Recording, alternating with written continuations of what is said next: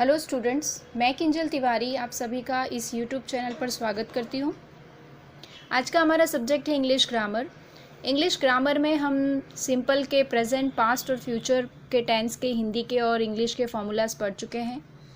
आज हम शुरू कर रहे हैं कंटिन्यूअस टेंस से। कंटिन्यूअस टेंस में हम प्रेजेंट कंटिन्यूअस टेंस इसके पहले की वीडियो में पढ़ चुके हैं, उसके एग्जाम्पल्स भी पढ़ चुके हैं। आज हम पढ़ेंगे past continuous tense. Past continuous tense को कैसे पहचानना है? तो कोई भी क्रिया भूतकाल में हो रही थी या तो फिर नहीं हो रही थी। अब जिसने प्रेजेंट कंटिन्यूअस टेंस का वीडियो देखा होगा उससे पता चलेगा कि जो प्रेजेंट कंटिन्यूअस था उसमें भी रहा, रही ऐसे शब्द आ रहे थे।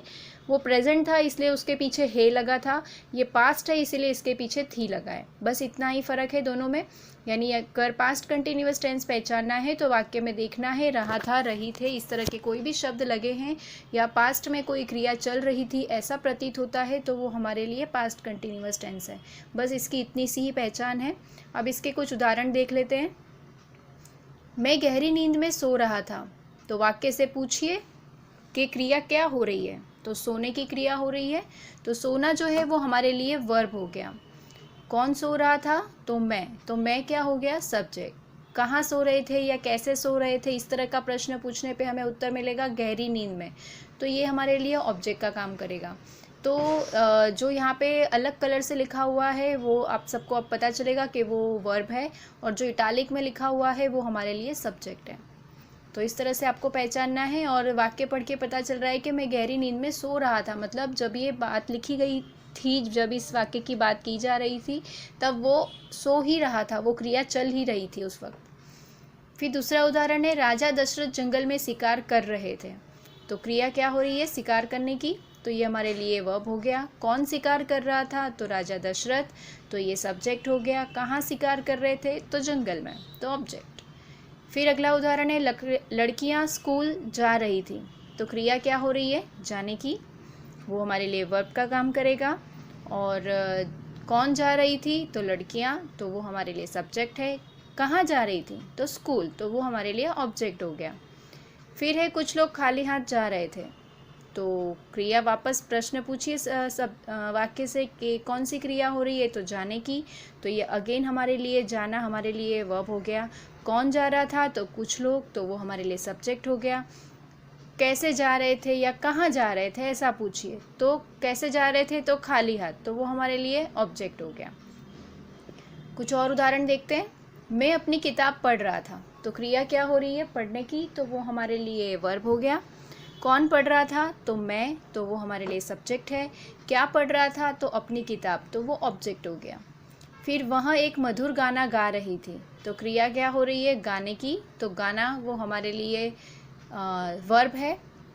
कौन गा रहा था? वह, तो हमारे लिए सब्जेक्ट है। अब यहाँ पे देखिए ये जो वाक्य है वो रही थी लिखा है, मतलब लड़की के बारे में बात कर रहे हैं, इसलिए जो वह है उसका इंग्लिश हम शी लिखेंगे।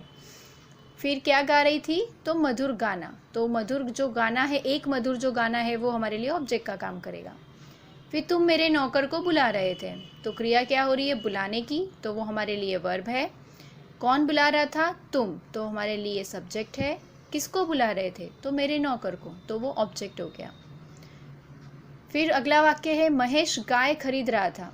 तो क्रिया क्या हो रही है? खरीदने की। कौन खरीद रहा था? तो महेश, सब्जेक्ट हो गया। क्या खरीद रहा था? तो गाय, तो वो ऑब्जेक्ट हो गया। लास्ट उदाहरण है, किसान अपना खेत जोत रहा था। तो इस वाक्य से पूछिए कौन सी क्रिया हो रही है? तो जोतने की, तो जोतना हमारे लिए वर्ब का काम करेगा। कौन जोत रहा था? तो किसान, तो वो सब्जेक्ट है। क्या जोत रहा था? तो खेत, अपना खेत, तो वो ऑब्जेक्ट हो गया। तो बस इस तरह से, इतना आसान है बहुत पास्ट कंटिन्यूअस टेंस को पहचानना, उसके वाक्य को बनाना। ये जितने भी उदाहरण दिए अभी मैंने, उन सभी को आप नेगेटिव में भी बनाइए, इंट्रोगेटिव पॉजिटिव में बनाइए, इंट्रोगेटिव नेगेटिव में बनाइए। यानी एक वाक्य को 4 तरीके से बनाकर आप उसकी हिंदी में अभी प्रैक्टिस कीजिए। फिर इंग्लिश का फॉर्मूला हम इसके बाद के वीडियो में सीख लेंगे। तो यहाँ पर इसके एग्जाम्पल ख़त्म होते हैं। फिर जैसे मैंने कहा था वर्ब फॉर्म पढ़ने का, तो आज हम वर्ब फॉर्म F से स्टार्ट होने वाले पढ़ेंगे। उसकी लिस्ट यहाँ पर है, आप देख सकते हैं। जो पहला है कॉलम है वो वर्ब का फर्स्ट फॉर्म है, फिर उसका हिंदी लिखा हुआ है। फिर बाद में जो 2 कॉलम है वो वर्ब का सेकेंड फॉर्म और लास्ट में वर्ब का थर्ड फॉर्म लिखा है। आपको इस तरह से पढ़ना है। Fabricate, fabricated, fabricated. Face, faced, faced. Fade, faded, faded.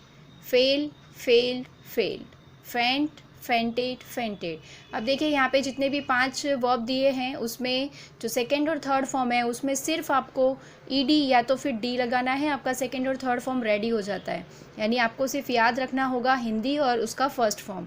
Verb 2 और वर्ब 3 में सिर्फ डी या ईडी लगा के आप उसको याद रख सकते हैं। फिर अगला है fall, fell, fallen. Fan, fanned, fanned. Fancy, fancied, fancied.